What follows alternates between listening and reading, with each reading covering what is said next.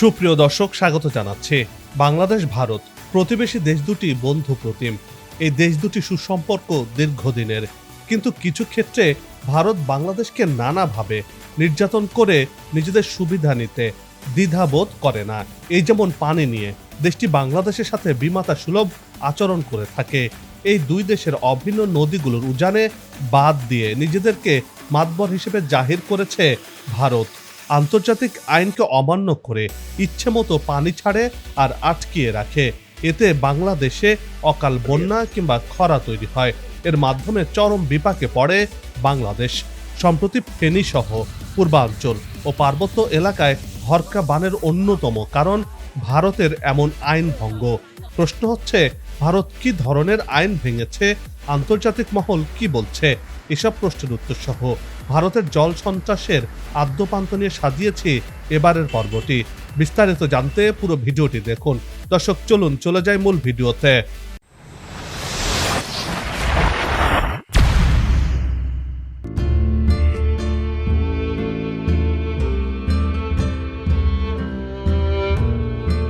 ভারত ভৌগোলিক আয়তনের বিচারে দক্ষিণ এশিয়ার বৃহত্তম এবং বিশ্বের সপ্তম বড় রাষ্ট্র।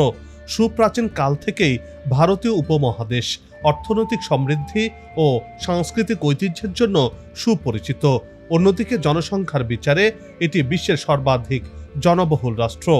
২৮ প্রদেশের এই দেশটি পৃথিবীর বৃহত্তম গণতান্ত্রিক রাষ্ট্র হিসেবে প্রসিদ্ধ। ভারতের পশ্চিম সীমান্তে পাকিস্তান, উত্তর পূর্বে চীন, নেপাল ও ভুটান এবং পূর্বে বাংলাদেশ ও মিয়ানমারের অবস্থান। অন্যদিকে ভারত মহাসাগরে অবস্থিত শ্রীলঙ্কা, মালদ্বীপ ও ইন্দোনেশিয়া।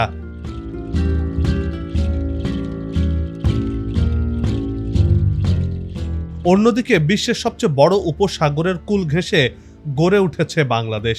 সৈকত, পাহাড়, পর্বত, খাল, বিল, হাওর বাওরের এই দেশটি ১,৪৭,৫৭০ বর্গ কিলোমিটার জুড়ে অবস্থিত। চিরসবুজ এই দেশটি আমাদের প্রিয় মাতৃভূমি। ভৌগোলিক দিক থেকে এই দেশটি অত্যন্ত গুরুত্বপূর্ণ। ভাটির এই দেশটি ৩ দিক থেকে ঘিরে রেখেছে ভারত। দেশটির সাথে বাংলাদেশের ৪,১৫৬ কিলোমিটার লম্বা আন্তর্জাতিক সীমানা রয়েছে।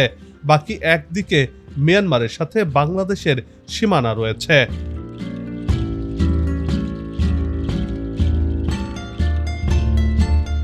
ভাটির এদেশে অসংখ্য নদী থাকলেও নানা কারণে বর্তমানে অনেক নদী মরে গেছে।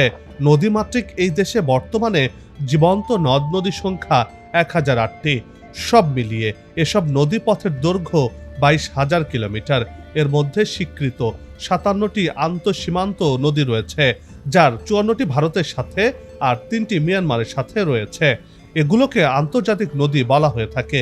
এখানে একটু বলে রাখা দরকার যে নদী এক দেশে উৎপন্ন হয়ে সীমান্ত পার হয়ে অন্য এক বা একাধিক দেশে প্রবেশ করে কিংবা সীমান্ত ধরে প্রবাহিত হয়, সেগুলোকে আন্তঃসীমান্ত নদী বা আন্তর্জাতিক নদী বা অভিন্ন নদী বলা হয়ে থাকে।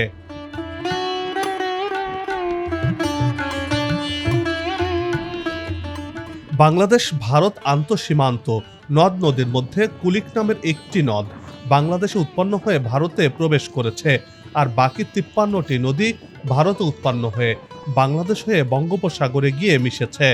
ভারত বাদে যে ৩টি নদী মিয়ানমারের সাথে ভাগাভাগি হয়েছে, সেগুলোর মধ্যে রয়েছে সাঙ্গু, কর্ণফুলী আর সীমান্ত ঘেঁষা নাফ নদী।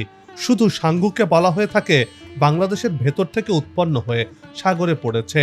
এর ফলে দেশের ভেতর দিয়ে প্রবাহিত নদীর প্রায় ৯২% দেশের বাইরের বৃষ্টি থেকে উৎপন্ন নদী, আর এসব নদী বাংলাদেশের ভেতর দিয়ে বঙ্গোপসাগরে গিয়ে পড়েছে।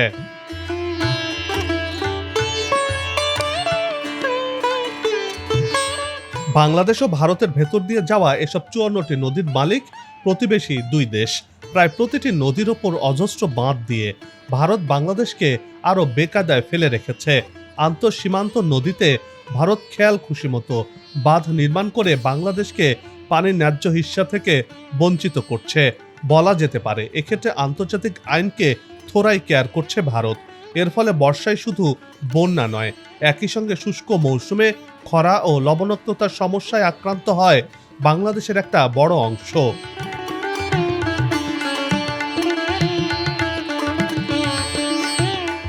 সম্প্রতি ৩৪ বছরের মধ্যে সবচেয়ে ভয়াবহ বন্যার কবলে পড়েছে দেশের পূর্বাঞ্চল। উজান থেকে ছেড়ে দেয়া এসব পানিতে হঠাৎ করেই তলিয়ে যায় গোটা এলাকা। এতে ঘর বাড়ি হারিয়ে চরম কষ্টে দিনানিপাত করছেন এই অঞ্চলের মানুষজন।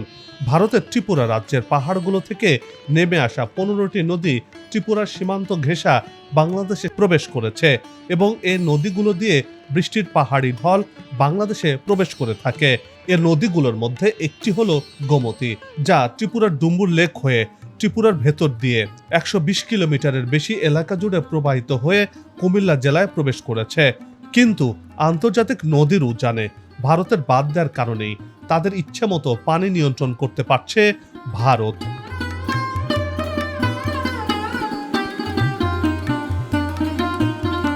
সম্প্রতি দেশের পূর্বাঞ্চলে এমন বানের জন্য সেই নিয়ন্ত্রিত খেলারই পরিণাম বলে মনে করছেন এদেশের মানুষ। বাংলাদেশের পূর্বাঞ্চলে আঘাত হানা সবচেয়ে ভয়ঙ্কর এই বন্যায় ৫৬ লাখের বেশি মানুষ ক্ষতিগ্রস্ত হয়েছেন। কেননা ডুম্বুর বাঁধ হঠাৎ করে খুলে দেয়াতে বানের জলে ভাসতে হয় এই অঞ্চলের মানুষদেরকে। জানা গেছে ডুম্বুর ড্যামের ২টি ইমার্জেন্সি গেট অটোমেটিক খুলে যায় অথবা ড্যাম কর্তৃপক্ষ খুলে দিক। সেই তথ্য সম্পর্কে ভারতীয় অঞ্চলে মাইকিং করা হলেও বাংলাদেশকে সেই তথ্য আনুষ্ঠানিক বা অনানুষ্ঠানিকভাবে জানানো হয়নি।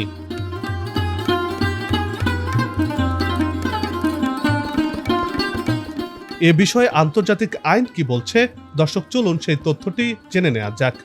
আন্তর্জাতিক নদীর পানি বন্টন বিষয়ে জাতিসংঘের অধীনে যে আইন রয়েছে তা হচ্ছে the convention on the law of non navigational uses of international water course 1997। ২১ মে ১৯৯৭ সালে জাতিসংঘে আইনটি প্রাথমিকভাবে উত্থাপিত হলে ১০৩টি দেশ এর পক্ষে সায় দেয়, ৩টি দেশ বিপক্ষে এবং ভারত সহ ২৭টি দেশ ভোটদানে বিরত থাকে। এর পরিপ্রেক্ষিতে পরবর্তী পর্যায়ে নিয়ম অনুযায়ী জাতিসংঘ আইনটিকে প্রয়োজনীয় মনে করে এই শর্ত আরোপ করে যে অন্তত ৩৫ দেশ নীতিগতভাবে অনুমোদন বা রেটিফিকেশন করে স্বাক্ষর করলে এটি একটি আন্তর্জাতিক আইনে পরিণত হবে।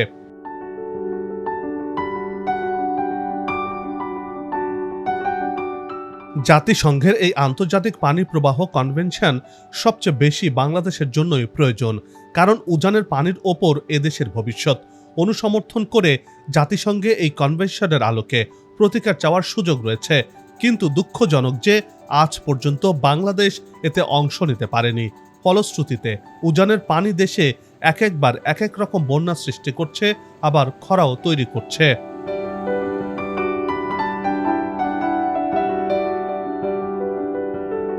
আন্তর্জাতিক পানি আইন অনুযায়ী এসব ক্ষেত্রে উজানের দেশ ড্যামের ইমার্জেন্সি গেট খোলা অথবা ড্যাম ভেঙে গেলে সেই তথ্য অবশ্যই ভাটির দেশকে জানিয়ে দিতে হবে, যাতে ভাটির দেশ বন্যার পূর্বাভাস দিতে পারে এবং বন্যার্ত অঞ্চল থেকে মানুষজনকে দ্রুত নিরাপদে সরিয়ে নিতে পারে। কিন্তু ভারত এগুলোকে থোড়াই কেয়ার করেছে, না জানিয়ে একতরফাভাবে পানি ছেড়ে দিয়ে আন্তর্জাতিক আইন লঙ্ঘন করেছে, যার দায়ভার ভারত এড়াতে পারে না। সেই অবকাঠামোর কারণে ভাটির দেশের ক্ষতি হলে সেই ক্ষতিপূরণও দিতে হয়। ভারত সরকার এর কোনোটি করেনি। প্রতিবেশী দেশের সঙ্গে ভারতের এই আচরণকে জল সন্ত্রাস আখ্যা দিয়েছেন এদেশের জনগণ। অন্যদিকে এটি মানবাধিকার লঙ্ঘন বলেও মনে করছেন অনেকেই, কেননা যে প্রাণহানি ঘটেছে এবং যে ক্ষয়ক্ষতি হয়েছে তার দায় ভারত এড়াতে পারে না বলেও মনে করছেন তারা।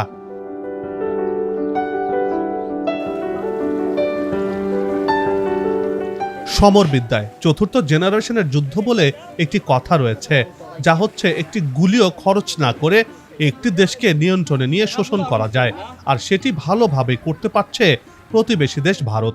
পানির মতো একটি অমূল্য সম্পদের নিয়ন্ত্রণ হাতে পেয়ে ভারত তার খেয়াল খুশি মতো যা ইচ্ছে তাই করে যাচ্ছে। বাংলাদেশের ৫৩ বছরের অভিজ্ঞতা অন্তত তাই বলে। সেই আলোকে এটা নিশ্চিত যে ভারতের কাছে পানি সমস্যা সমাধান বা অধিকার আদায় অরণ্য রোদন ছাড়া কিছুই নয়। পানি নিয়ে ভারতের এই বাড়াবাড়িকে জল সন্ত্রাস হিসেবে আখ্যা দিয়ে তা প্রতিহত করতে আন্তর্জাতিক আদালতে যাওয়ার কথা বলছেন কেউ কেউ।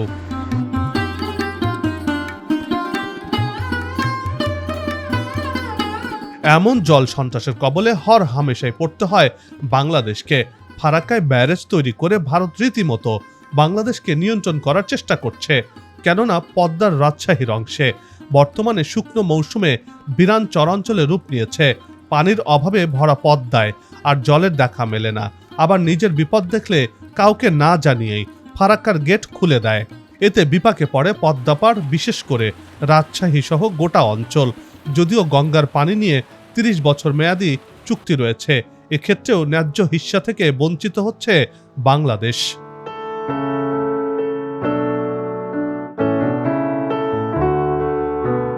ভারতের খেয়াল খুশি মতো এই বাঁধ থেকে অনিয়ন্ত্রিতভাবে পানি অপসারণ ও বন্ধের ফলে শুষ্ক মৌসুমে তীব্র পানি সংকট ও বর্ষা মৌসুমে প্রবল বন্যার কবলে পড়ছে বাংলাদেশ।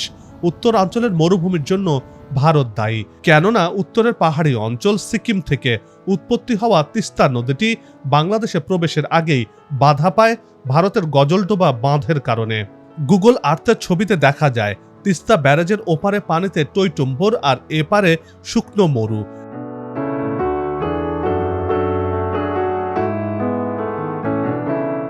অন্যদিকে বর্ষা মৌসুমে গজলডোবা বাঁধের সবগুলো কপাট খুলে দেয় ভারত, আর এতে হু হু করে পানি ঢুকে বন্যায় ভেসে যায় উত্তরের জনপদ। এতে তলিয়ে যায় বাংলাদেশ।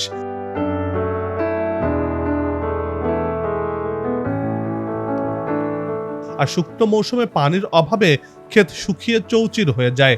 গোটা নদী এলাকা যেন বিরান চরাঞ্চলে পরিণত হয়। ধুধু বালুকাময় এলাকাতে কৃষকের তৈরি হয় কষ্টের সাত কাহন।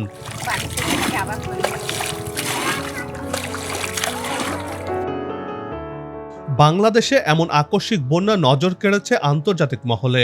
বন্যা পরিস্থিতি নিয়ে নিয়মিত সংবাদ প্রকাশ করেছে বিশ্ব গণমাধ্যম, যার মাধ্যমে আলোচনায় ছিল ভারতের পানি নিয়ে স্বেচ্ছাচারিতার নানান চিত্র।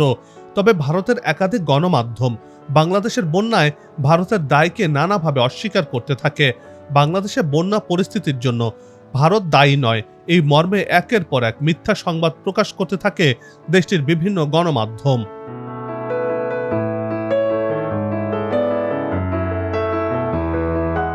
বাংলাদেশে বন্যার জন্য সরাসরি ভারতকে দায়ী করেছে জাতিসংঘ। সম্প্রতি জাতিসংঘ মহাসচিবের মুখপাত্রের কার্যালয়ের নিয়মিত প্রেস ব্রিফিংয়ে উঠে আসে বাংলাদেশের বন্যা পরিস্থিতি।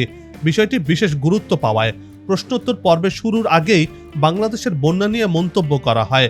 বাংলাদেশের বন্যা প্রসঙ্গে জাতিসংঘ মহাসচিবের মুখপাত্র স্টিফেন ডুজারিক বলেন, ভারী বৃষ্টি ও ভারত থেকে আসা উজানের ঢলে বাংলাদেশ আকস্মিক বন্যার কবলে পড়েছে। জাতিসংঘের দল দুর্গত এলাকায় রয়েছে। তারা দুর্গত মানুষের মধ্যে পানি, বিশুদ্ধকরণ ট্যাবলেট, স্বাস্থ্যবিধি বজায় রাখার কিট ও খাবার বিতরণ করছে বলেও জানান তিনি।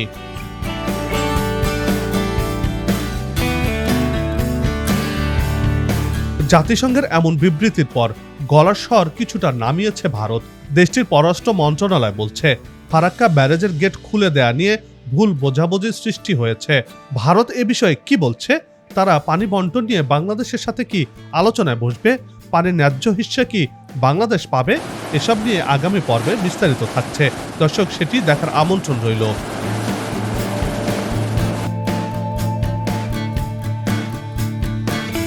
ভারতের অসহযোগিতার কারণে গেল ২৮ বছরে একটি নদীতেও কোনো পানি চুক্তি হয়নি। ২০১১ সালে তিস্তা নদীর পানি চুক্তির খসড়া দুই দেশ অনুমোদন করলেও পশ্চিমবঙ্গ রাজ্য সরকারের আপত্তি দেখিয়ে ভারত সরকার এ পর্যন্ত সেই চুক্তি এখনো ঝুলিয়ে রেখেছে।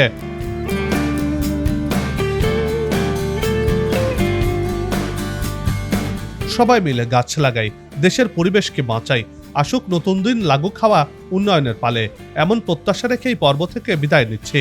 তবে যাবার আগে সে একই অনুরোধ, যেখানে সেখানে ময়লা আবর্জনা ফেলবেন না, পরিবেশের ক্ষতি করবেন না, অযথা হর্ন বাজাবেন না। আপনার দেশের সৌন্দর্য রক্ষায় পোস্টার লাগানো থেকে বিরত থাকুন।